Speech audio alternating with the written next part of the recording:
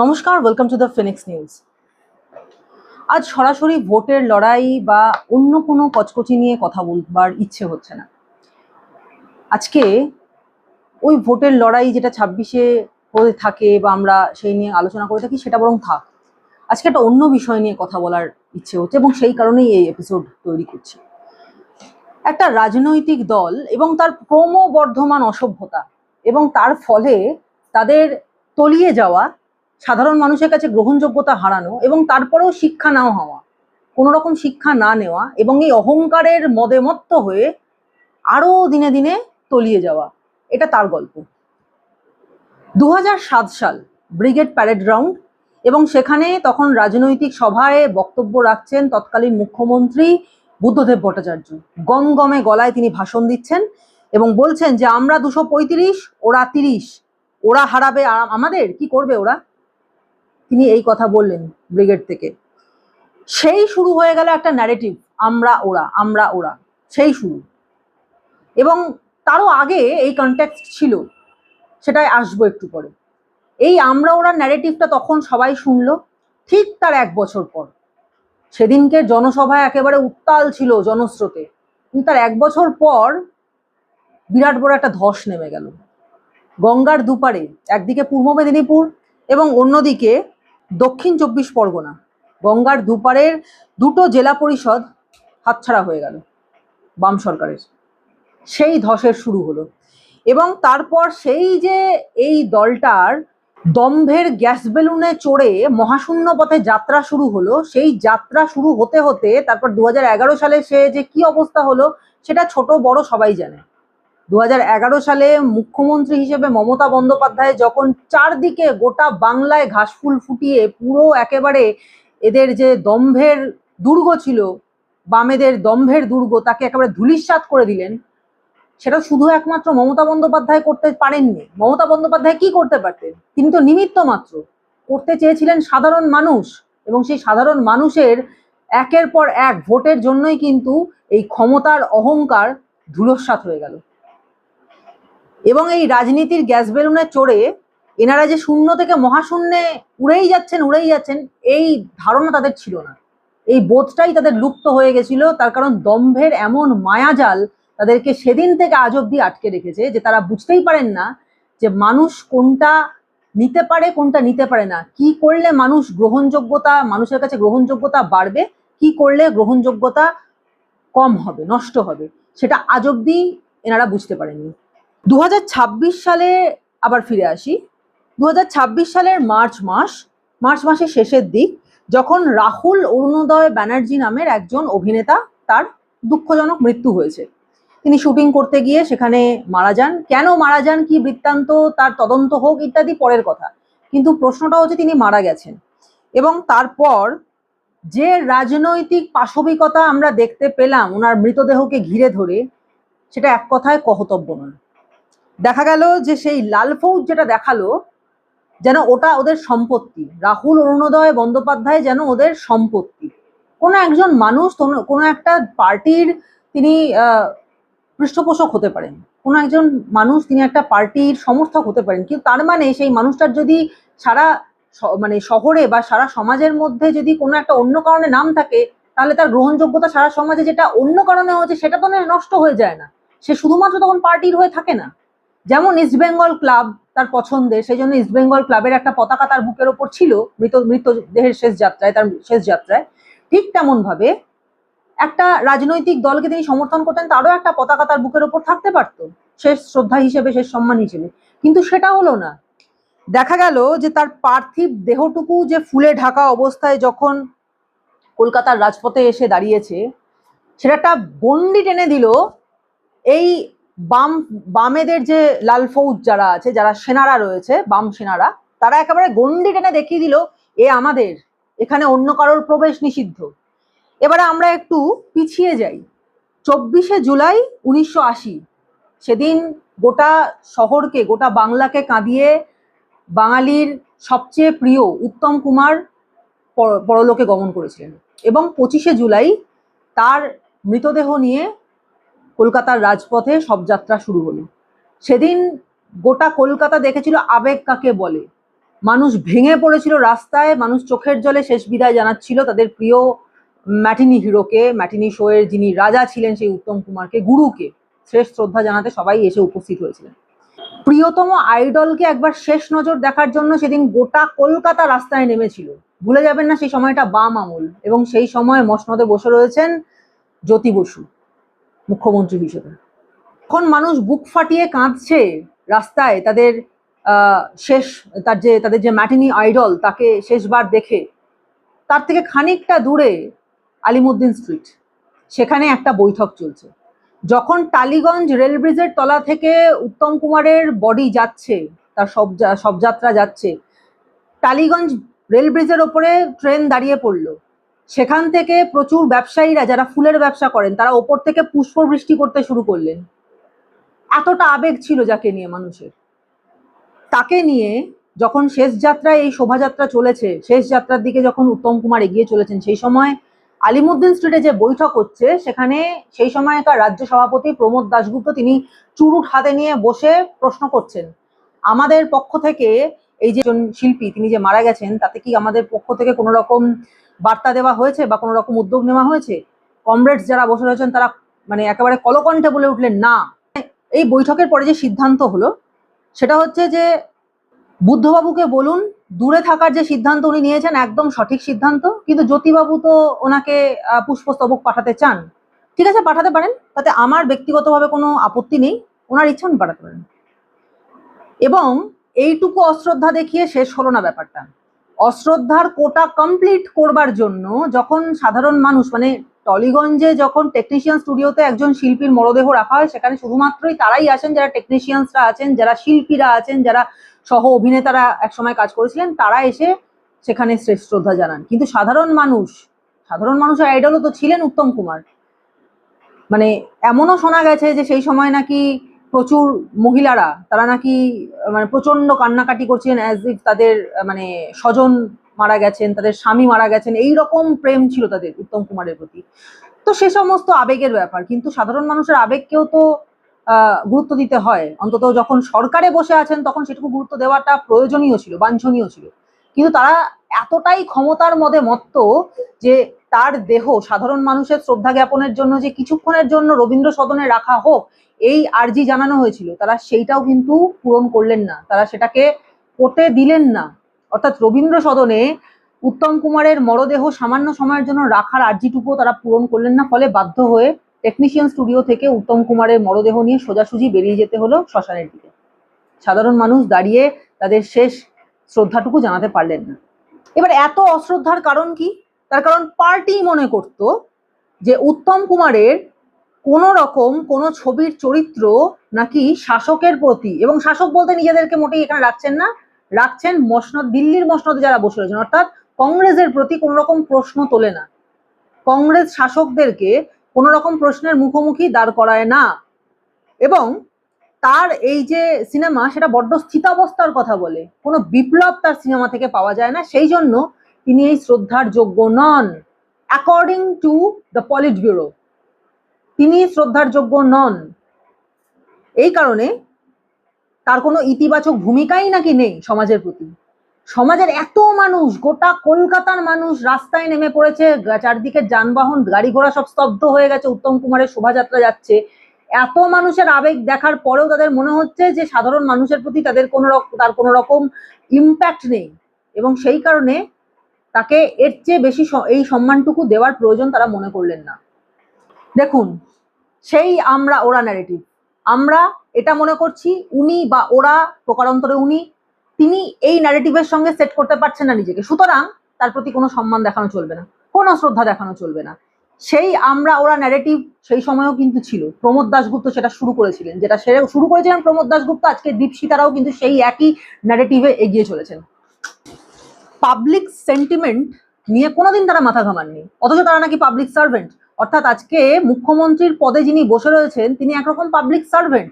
মানুষ তাকে পাঠিয়েছেন নিজেদের কাজের জন্য, যেগুলো তারা নিজেরা সবাই মিলে বলতে গেলে কেউ সবে সেখানে আমাদের হয়ে আপনি বলুন, সুতরাং তারা পাবলিক সার্ভেন্ট। অথচ পাবলিক সার্ভেন্ট হয়ে সেখানে তাদের মানসিকতাটাই সেরকম নয়, তাদের মানসিকতা হচ্ছে সরকার মানে পার্টি, ঠিক যেমন আজকে মুখ্যমন্ত্রী মমতা বন্দ্যোপাধ্যায়ের ক্ষেত্রেও এই সেম মানসিকতাই চলে। সরকার মানে পার্টি, সরকার মানে তৃণমূল, তৃণমূলকে সরকারে বসানো হয়েছে এটা তাদের মনে হয় না, তারা মনে করে সরকার মানে তৃণমূল। ঠিক যেমন বামেরা মনে করতো সরকার মানে বামফ্রন্ট।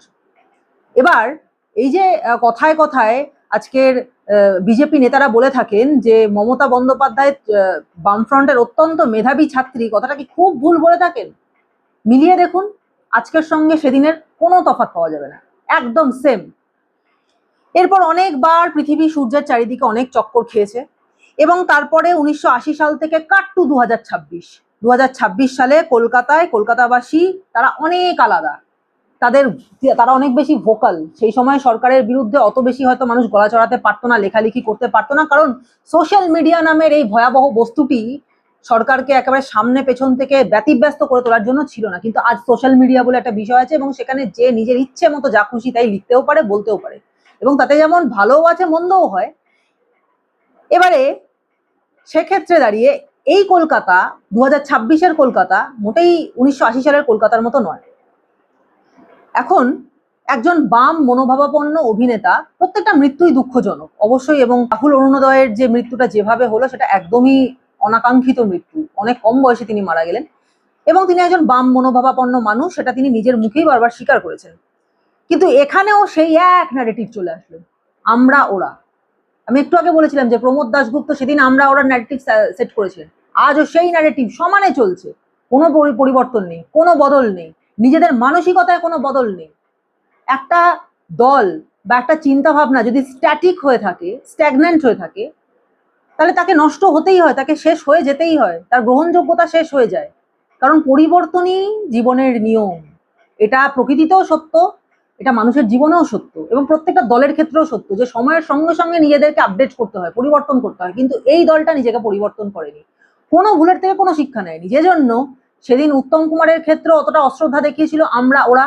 আজকে রাহুল অরুণোদয়ের যে শেষ যাত্রা, সেখানেও সেই আমরা ওরা ন্যারেটিভ স্থাপন করা হয়ে গেল, একটা ব্যারিকেড করে রীতিমতো এই রাহুলের বডিটাকে একেবারে হাইজ্যাক করে নিলেন তারা। বাংলা সিনেমাতে মানে আজকে যে হতদরিদ্র দশা, কাউকে আর অভিনেতা বলা যায় না, ওই নামেই একটা মহানায়ক সম্মান হয়, কিন্তু মহানায়ক হওয়ার উপযুক্ত আর কেউ নেই। একটি মহানায়ক ছিলেন, একটি ইউ ছিল, একটি ইউকে ছিল বাংলাতে, আর কোনো ইউকে কোনোদিন হয়ও নি, মহানায়কও কেউ হবে না, নামে মহানায়ক সম্মান। তো সেই মহানায়কের সঙ্গে আজকে রাহুল অরুণোদয়ের কোনো অংশে কোনো জায়গাতে কোনো তুলনা করা যায় না, কারণ সেই প্রিমিয়াম কোয়ালিটির অভিনয় আজকে কেউ করতে পারে না, ছেড়েই দিন সেটা। কিন্তু তারপরেও যে হতশ্রী দশা আজকে বাংলা অভিনয়ের, বাংলা সিনেমার, সেখানে দাঁড়িয়ে একটা অন্য ধারা, একটু বেটার, এদের মধ্যে একটু ভালো অভিনয় করেছিলেন রাহুল অরুণোদয়। সুতরাং সেই জন্য মানুষের মনে তিনি একটু দাগ কাটতে সক্ষম হয়েছিলেন। ওই মশালা মুভি, ধুম তারাক্কা নাচ, এগুলো তার অভিনয়ের জনার ছিল না। তিনি মননশীল অভিনয়ের ক্ষেত্রে বেশি আগ্রহী ছিলেন এবং সেটা মানুষের ভালো লাগতো, সেই কারণে তিনি একটা আলাদা জায়গা তৈরি করছিলেন। বাম মনোভাবাপন্ন হলেই তাদেরকে বেনজির কদর্য আক্রমণ করা যায়, মানে যে কোনো কাউকে বেনজির আক্রমণ করা যায়, কদর্যভাবে আক্রমণ করা যায়, এটা কি সত্যি? এটা কি ঠিক? এটা তো ঠিক নয়। তার কারণ যে কোনো মানুষের তাদের ব্যক্তিগত মতামত থাকতেই পারে। আজকে আমি ঈশ্বরে বিশ্বাস করতে পারি, একজন বাম মনোভাবাপন্ন মানুষ তিনি ঈশ্বরে বিশ্বাস নাই করতে পারেন, কিন্তু তার মানে তিনি আমাকে ভুল বলতে পারেন না, তিনি আমাকে আক্রমণ করতে পারেন না। এটা তো দেশের সংবিধানকে বিরোধিতা করা হচ্ছে। কিন্তু এই বামেরা নিজেদের দেশ বলেই তো এই দেশটাকে মনে করে না, সুতরাং এই দেশের সংবিধানও তাদের সংবিধান নয়, এবং সেই কারণে এই বেনজির আক্রমণ কিন্তু অনেকবার সোশ্যাল মিডিয়াতে এই রাম মন্দির নিয়ে বা শ্রীরামকে নিয়ে বা মহর্ষি বাল্মীকিকে নিয়ে বারবার করেছিলেন এই রাহুল অরুণোদয়। আজকে তিনি মারা গেছেন, তাকে নিয়ে এই ধরনের কথা না বলাই ভালো, তার আত্মার শান্তি হোক। কিন্তু তারপরেও তিনি যে কাজগুলো করে গেছেন সেগুলো দিয়ে তো মানুষ তাকে মনে রাখবে, যেমন তার অভিনয়কে মানুষ মনে রাখবে, তেমনি তার এই আক্রমণগুলো যেগুলো অনেক মানুষ ভালোভাবে নিতে পারেনি, তারাও কিন্তু তাকে এই আক্রমণগুলোর জন্যও মনে রাখবে। তো সেখানে দাঁড়িয়ে মনে প্রাণে বাম বলেই, তিনি মনে প্রাণে বাম ছিলেন, তার জন্য প্রথমেই বললাম যে একটা বামেদের পতাকা যদি তার বুকের ওপর সশ্রদ্ধায় সম্মানের সঙ্গে রাখা হতো তাতে কোনো আপত্তি ছিল না। কিন্তু তিনি বাম বলেই তার বাকি সমস্ত পরিচয় মুছে যাবে, একমাত্র তার একটি মাত্র পরিচয় হবেন তিনি কমরেড রাহুল, এমনটা কেন? তিনি তো একজন অভিনেতাও ছিলেন।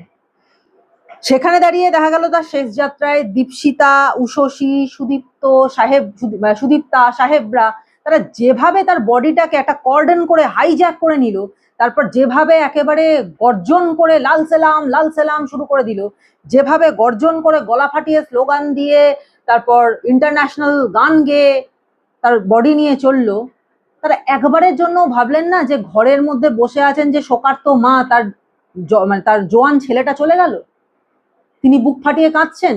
একবারও মনে হলো না সেটার তার কথা?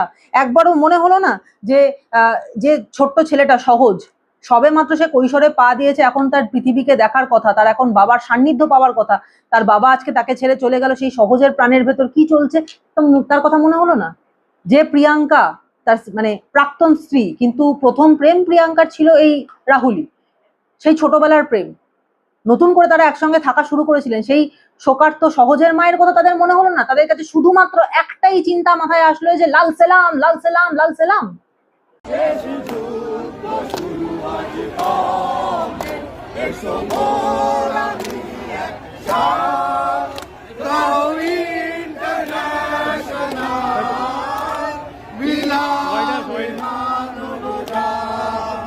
জাগো জাগো জাগো রাহুল দল লাল সালাম লাল সালাম লাল সালাম, এই সাথী মদের বন্ধু মদের রাহুল দল লাল সালাম লাল সালাম লাল সালাম, আমাদের রাহুল দল অমর রহে অমর রহে অমর রহে, আমরা স্বাধীনতা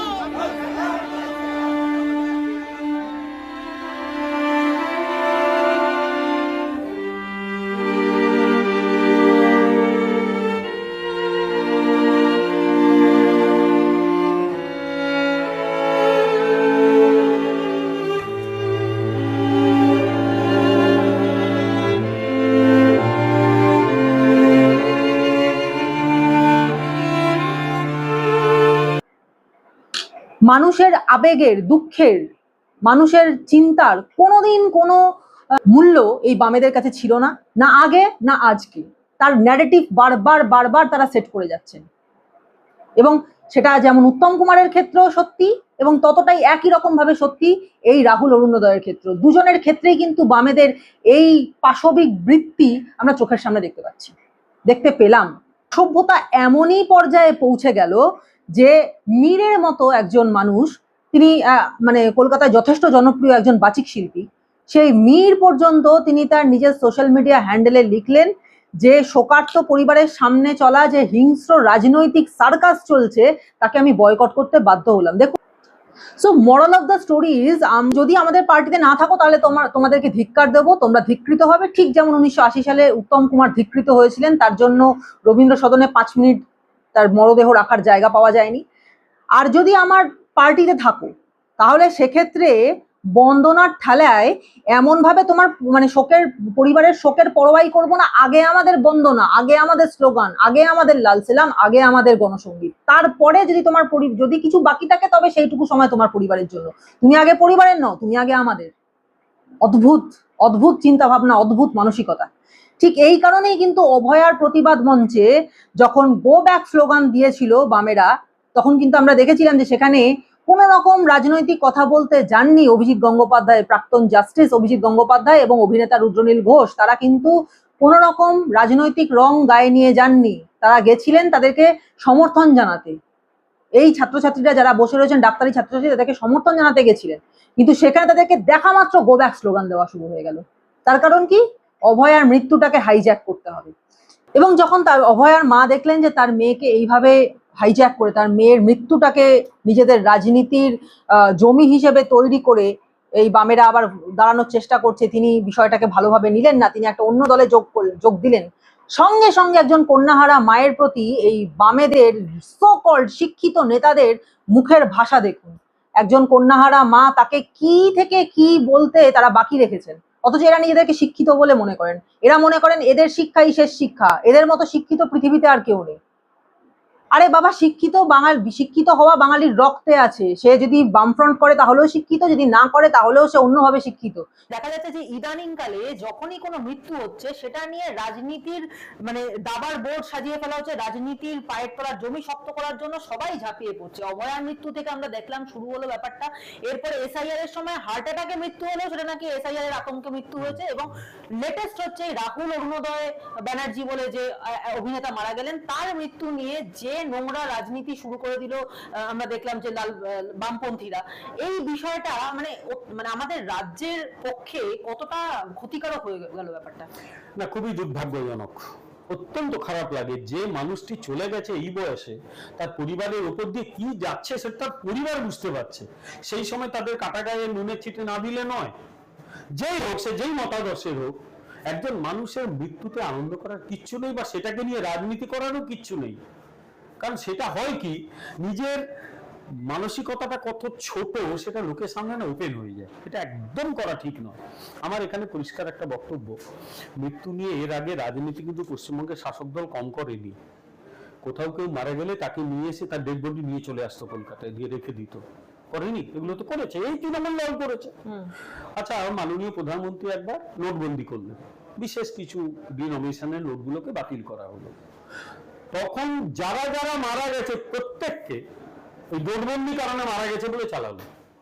বামপন্থীরা চালিয়েছে, তৃণমূল চালিয়েছে। তার মানে সেই মানুষগুলো মারা যেত না। আমি কারোর মৃত্যু নিয়ে একটা কথাও বলছি না, মৃত্যু নিয়ে কথা বলাটা ঠিক নয়, কিন্তু সেই মানুষগুলো নোটবন্দির কারণে মারা গেছে, কি করে তার সঙ্গে যুক্ত করবো এটাকে?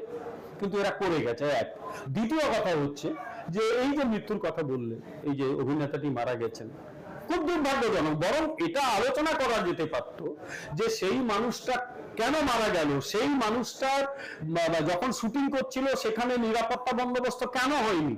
আমি মেদিনীপুরের লোক, আমরা প্রায় ওই দীঘা থেকে ওই অঞ্চলে যাই, বাড়ি গেলে একদিন সময় পেলে যাই। ওই জায়গাটা অত্যন্ত বিপজ্জনক জায়গা, প্রচুর মৃত্যু ঘটেছে এই তালসারিতে।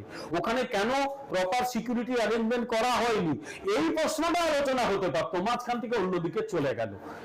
মানে যেটা তার রাজনৈতিক সত্তার বাইরে যে অভিনেতা সত্তা ছিল সেটা অনেক বড় ছিল, সেটার কোনো মূল্য নেই। না, দিচ্ছে না তো। এদের কাছে রাজনৈতিক সত্তার গুরুত্বটা বেশি, এবং নির্বাচনে সেটাকে ব্যবহার করতে চাইছে। আমরা কথা বলি, কবি সুভাষ মুখোপাধ্যায় দক্ষিণ কলকাতায় যে শিক্ষা প্রতিষ্ঠানে আমি চাকরি করি তার কাছাকাছি থাকতেন। আমার সঙ্গে সেভাবে আলাপ ছিল না, দেখেছিও না, কিন্তু সেভাবে আলাপ ছিল না, কিন্তু তার কবিতা পড়তাম। উনি মারা যাবার পরে সম্ভবত উনি কোনো একটি নার্সিংহোমে, বড় নার্সিংহোমে মারা গিয়েছিলেন। যেই মারা গেলেন, তৃণমূলের লোকেরা গিয়ে পুরো গিয়ে নিয়েছিল, তার মৃতদেহ নিয়ে চলে গিয়েছিল। এই ঘটনা ঘটিয়েছিল, এই শাসক দলের লোকেরাই করেছিল। তারা মনে করতো যে তিনি নাকি তৃণমূল করতেন, এটা ঠিকই। সেই সময় তিনি তিক্তভাবে সিপিএম এর সমালোচনা করেছেন, অস্বীকার করার উপায় নেই। কিন্তু একসময় সেই ভদ্রলোক কি বামপন্থী ছিলেন? বামপন্থী রাজনীতি উনি করতেন, সেটাও। তাহলে সেই বামপন্থী মানুষগুলোও তো ভিড়তে পারতো, তারা কিন্তু যায়নি। সিপিআই এর লোকজন কয়েকটা যেতে আমি দেখিনি, সম্ভবত পরবর্তীকালে গিয়ে ফুলটুল দিয়ে এসেছিল, কিন্তু তৃণমূলের লোকজন তার ঘিরে তার মৃতদেহ নিয়ে চলে গিয়েছিল। ফলে এইরকম রাজনীতি সিপিএমও সেই একই রাজনীতি করলো। সিপিএম এর যদি অসভ্যতা বিচার করতে হয় না, তুমি একদিন আল্লাহ করে আসবে, আমি লিখে আনবো। ওদের ভাষা, ওদের সংস্কৃতি, ওদের চর্চায় অসভ্যতাটা কোন লেভেলে পৌঁছতে পারে, ওটা সিপিএম এর কাছ থেকে শিখতে হয়। ফলে সিপিএম এটা করবে খুব স্বাভাবিক। সিপিএম খুব সুস্থ স্বাভাবিক রাজনীতি করে না কখনো। ওরা পশ্চিমবঙ্গের ডুবন্ত একটা জাহাজ, যে যাকে খুশি ধরে বাঁচার চেষ্টা করছে। এখন বেচারি অভিনেতা মারা গেছেন রাহুল, তাকে নিয়ে লাল সেরাম এইসব করার চেষ্টা করছে, কি আর করবে। কিন্তু বুঝতে পারছি না যে মানুষ এটা ভালোভাবে নেয় না, বিরক্ত হয়। এদের ন্যারেটিভ অনুযায়ী যারা বামপন্থী তারাই একমাত্র শিক্ষিত, বাকিরা সবাই মূর্খ। এবং এই শিক্ষিতদের মুখের ভাষা দেখলে রীতিমতো অবাক হতে হয় যে একজন কন্যাহারা মা, তার প্রতি যে ভাষায় কদর্যতম আক্রমণ এই বামেরা শুরু করেছিল বা এখনো চালিয়ে যাচ্ছে, তার কারণ এই যে অভয়ার মৃত্যুটা নিয়ে যতখানি রাজনীতি করবেন বলে এরা ভেবেছিলেন, সেটা তো হতে পারছে না। কারণ অভয়ার মা নিজে দাঁড়িয়েছেন পানিহাটি থেকে, পুরোপুরি সমস্ত লাইট ঘুরে গেছে অভয়ার মায়ের দিকে। তাদের কাছে আর অভয়ার মায়ের সেই লাইটটা নেই, অভয়ার মৃত্যুর লাইটটা নেই।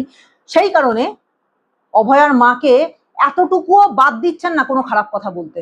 অথচ সেখানে দাঁড়িয়ে তামান্নার মায়ের ক্ষেত্রে কিন্তু একটু টু শব্দ নেই, সেটা নাকি বিপ্লব, তামান্নার মা বিপ্লব করছেন। কিন্তু অভয়ার মা, তিনি অপদার্থ, এবং তাকে নিয়ে কি না কথা হচ্ছে। আনিস খানকে আমরা ভুলছি না, ভুলবো না, গলা ফাটিয়ে স্লোগান দেওয়া যায়। অথচ হরগোবিন্দ দাস এবং চন্দন দাস, যারা মুসলমানের কোপে রক্তারক্তি হয়ে মারা গেলেন, তাদেরকে খুব আরামসে ভুলে যাওয়া যায়। বিচারিতার এর চেয়ে বড় নমুনা আর কি হতে পারে? এই জন্যই বোধ হয় বিচারধারায় বামপন্থী শম্ভু মিত্র তিনি তার মৃতদেহ গভীর রাতে সিরিটি শ্মশানে তার মেয়ে এবং তার ঘনিষ্ঠ আত্মীয় যারা আছেন, শাওলি মিত্র এবং তার আত্মীয়রা, তারা গিয়ে সিরিটি শ্মশানে গভীর রাত্রে নির্জনতার মধ্যে গিয়ে তারা দাহ করেছিলেন, ইলেকট্রিক চুল্লিতে দিয়েছিলেন। যখন সেই শ্মশানের যিনি নামধাম লিখছেন, সার্টিফিকেট লিখছেন, তিনি যখন জিজ্ঞাসা করলেন ইনি সেই নাট্য ব্যক্তিত্ব শম্ভু মিত্র কিনা, শাওলি মিত্র কোনো উত্তর দেননি, কেউ কোনো উত্তর দেয়নি। এবং এই সম্পূর্ণ প্রক্রিয়া তার মৃত্যুর পরে তার মৃতদেহ সৎকারের কাজ শেষ হওয়ার পর শাওলি মিত্র বিষয়টাকে পাবলিক করেছিলেন। তিনি বলেছিলেন যে শম্ভু মিত্র আর নেই, তিনি মারা গেছেন, তাকে দাহ করা সম্পন্ন হয়েছে। কেন করলেন এটা শাওলি মিত্র? তার কারণ শম্ভু মিত্র একটা কথা বলে গেছিলেন, যে তিনি যে ইচ্ছেটা প্রকাশ করেছিলেন সেটা হচ্ছে যে আমি সামান্য মানুষ, জীবনে অনেক জিনিস এড়িয়ে চলেছি, তাই মরবার পর আমার দেহটা যেন তেমনি নীরবে একটু ভদ্রতার সঙ্গে সামান্য বেশে একটু নির্লিপ্তির সঙ্গে পুড়ে যেতে পারে। অর্থাৎ আপাদমস্তক বাম মনোভাবাপন্ন একটা মানুষ, তিনিও হয়তো শেষ মুহূর্তে এসে বুঝেছিলেন যে এরা কোনো মৃত্যুকেই নিজেদের রাজনীতির হাতিয়ার বানাতে ছাড়ে না। রাদার এ রাজ্যে একটা মৃত্যুও কিন্তু রাজনীতির বাইরে যাচ্ছে না। প্রত্যেকটা মৃত্যু এবং প্রতিটা মৃতদেহকে নিয়েই কোনো না কোনোভাবে রাজনীতি চলছে, রাজনৈতিক দাবা খেলা চলছে, রাজনৈতিক দড়ি টানাটানি চলছে। এবং বহুদিন আগে যখন শম্ভু মিত্র মারা গেছিলেন, তিনি তখন এই কথাটা বলে গেছিলেন বলেই কিন্তু তার মৃত্যুর পর তার বডি নিয়ে এই যে ছেঁড়াছিঁড়ি অসভ্যতা এই একটা দল করে চলেছে, বারবার দেখিয়ে চলেছে যে তাদের ক্লাসটা কোথায় নেমে গেছে, এই জিনিসটা তিনি হয়তো তখন বুঝতে পেরেছিলেন বলেই এই কথা বলে গেছিলেন। অথচ এই দলটা তারা একবারও ভাবতে পারছে না, তাদের শিক্ষিত মস্তিষ্কে এটা একবারও আসছে না যে কেন 2011 সালে তারা গ্রহণযোগ্যতা এই রকম ভয়ঙ্করভাবে হারিয়ে ফেললো। এই কেনর প্রশ্নের উত্তর তাদের কাছে নেই। কেন মানুষ তাদেরকে চাইছে না, কেন তাদের গ্রহণযোগ্যতা নেই, কি করলে মানুষের সেন্টিমেন্ট আঘাত পায়, কি করলে মানুষের কাছে গ্রহণযোগ্যতা বাড়ে, এই প্রত্যেকটা প্রশ্নের উত্তর তাদের কাছে নেই। এই জন্যই তারা ইনফিনিটির দিকে, এই যে বিজেপি একটা ন্যারেটিভ সেট করে দিয়েছে যে তারা শূন্য থেকে মহাশূন্যে চলে গেছেন, আমি বলবো শূন্য থেকে মহাশূন্য নয়, এবার ইনফিনিটির দিকে এগিয়ে যাচ্ছেন এবং এগিয়ে যাবেনও, দিনে দিনে আরো এগিয়ে যাবেন।